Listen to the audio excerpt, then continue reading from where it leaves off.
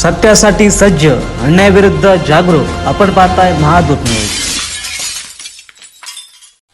साहेब, मुंबईचे जे आकडे आहेत ते हाती येतात. महायुतीला एकंदरीत थोडंसं पुढे जाताना दिसते. 83 दरम्यान आकडे गेलेले आहेत. नाही, थोडंसं नाही, भरपूर पुढे आहोत. मला असं वाटतं की जे आम्ही संकल्प केलेला होता मुंबईकरांच्या विकासाचा, तो यशस्वी होताना दिसतोय आणि फार मोठ्या फरकानं महायुती मुंबईमध्ये विजयी होईल. साहेब, आपण आता जिल्हा परिषद पंचायत समिती निवडणूक होत आहेत आणि त्याच्या अनुषंगानं आपण आज खासदार नारायण राणे साहेबांची भेट घेतली आहे. मागच्या वेळी युती झाली नव्हती, फटका कुठेतरी महायुतीला बसला होता. म्हणजे आणि यावेळी काय होईल, युती होईल का? मागं काय झालं त्या कटू विषयावर जाण्यापेक्षा गोड काय झालं त्याच्यावर बोलू ना. त्याच्यामुळे राणेसाहेबांना शिवसेनेचे सगळे पदाधिकारी आम्ही भेटलो. निलेशजींची या संदर्भामध्ये चर्चा झाली. निलेशजी देखील दुपारी या ठिकाणी दाखल होत आहेत. माझी स्वतः पालकमंत्री नितेशजीं देखील चर्चा झाली होती नितेशजींची.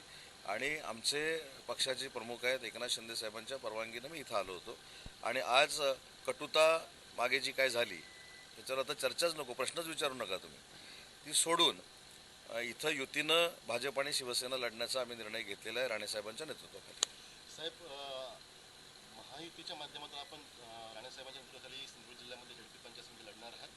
बंडखोरी दोन्हीकडनं होऊ शकते, शिवसेनेत सुद्धा आणि भाजपामध्ये सुद्धा. बंडखोरी झाली तर राणेसाहेबांच्या नेतृत्वाखाली बंडखोरांना कसं समजवायचं ते आम्हाला माहिती आहे. युतीचा फॉर्म्युला काय ठरला आहे काय?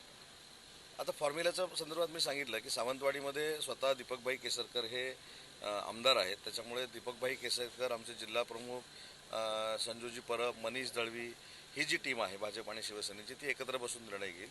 निलेशजींचा स्वतःचा मतदारसंघ कुडाळ मालवण आहे. त्याच्यामुळे दत्ता सामंत साहेब जिल्हा प्रमुख आता होते, ते आणि निलेशजी बसून निर्णय घेतील. आणि कणकवलीच्या बाबतीमध्ये देखील दादांच्या समोर नितेशजी, निलेशजी, दत्ता सामंत आणि संजय आंग्रे असे बसून निर्णय घेतील.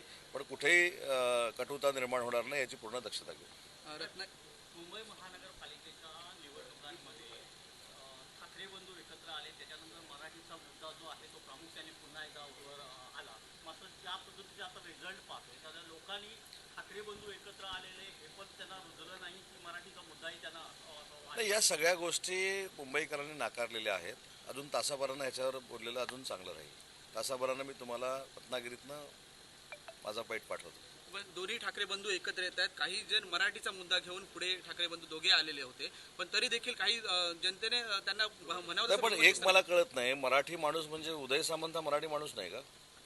राज्याचे मुख्यमंत्री देवेंद्रजी फडणवीस हे मराठी नाहीत का? माननीय एकनाथ शिंदे साहेब हे मराठी नाहीत का? म्हणजे हे म्हणजेच मराठी असं नाही आहे आणि हेच म्हणजे मराठीची अस्मिता असं नाही आहे. मराठी भाषा मंत्री म्हणून मी सांगतो की 5 वर्षानंतर इलेक्शन आल्यानंतर मराठीचा मुद्दा काढण्यापेक्षा 5 वर्ष मराठीसाठी आम्ही काय करतोय हे महत्त्वाचं आहे. आणि मला जर विचारलं की मराठीसाठी आम्ही काय करतोय महायुती म्हणून, तर 1 वर्षात मराठी भाषेसाठी आणि मराठी माणसासाठी जगभरामध्ये काय केलं हे मी सांगू शकतो. ठाकरेंनी मराठी माणसासाठी काही केलं नाही असं म्हणत मी असं कुठं म्हटलं? हे तुम्ही म्हटलं, मुंबईचा मी असं म्हटलंच नाही.